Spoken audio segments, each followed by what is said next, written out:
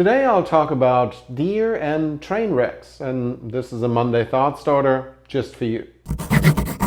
We've all heard the expression like a deer in a headlight or like watching a train wreck. The idea is pretty much the same. Something happens and we kind of hold our breath, freeze up, and can't take our eyes off what's happening. By the way, this particular reaction isn't really working out that well for the deer.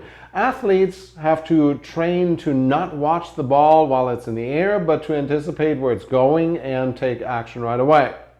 Imagine if everyone stood around after the football is thrown and waited where it goes. Well, I guess it wouldn't be much of a game.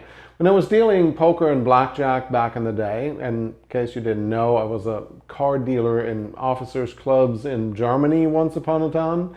Anyways, most people are there for the duration.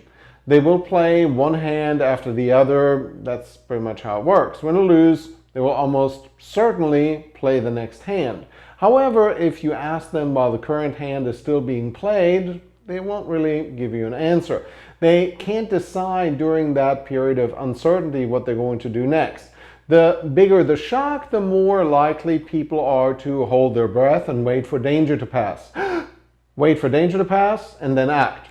Most people try to decide if they're going to fight or flight, while it would almost always make sense to act right away. Why am I talking about this? Because business owners do the same thing. When times get uncertain, they freeze up and don't do really anything. It's kind of what happened during every single crisis and recession in recent history.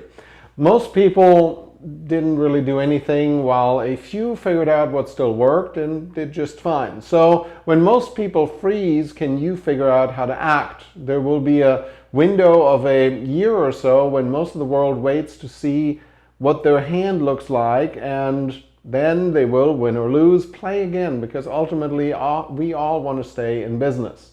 It's important to keep your eyes open and keep your nerves calm. My dad taught me how to shoot rifles and handguns, and with all of them, it's really important to not close your eyes in anticipation of the bang when you pull the trigger.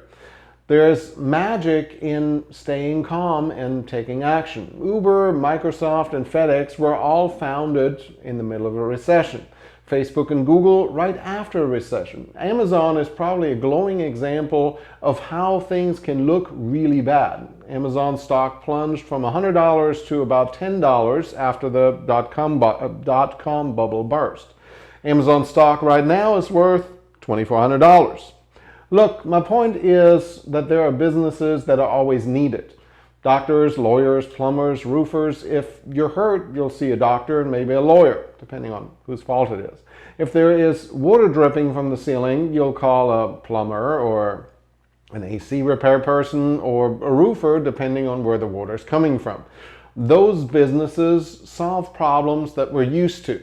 Some companies will figure out how to solve the new problems, PPE and medical equipment, maybe some antiviral solution that will let us go back to normal for a while, maybe some way to tell who's sick and who's not. The only way to figure out those things is to be smart about the things we have to change and move when people are paralyzed. Now is the time. And that's it for this week's Monday Thought Starter. Until later, I'm Tobias Wilhelm.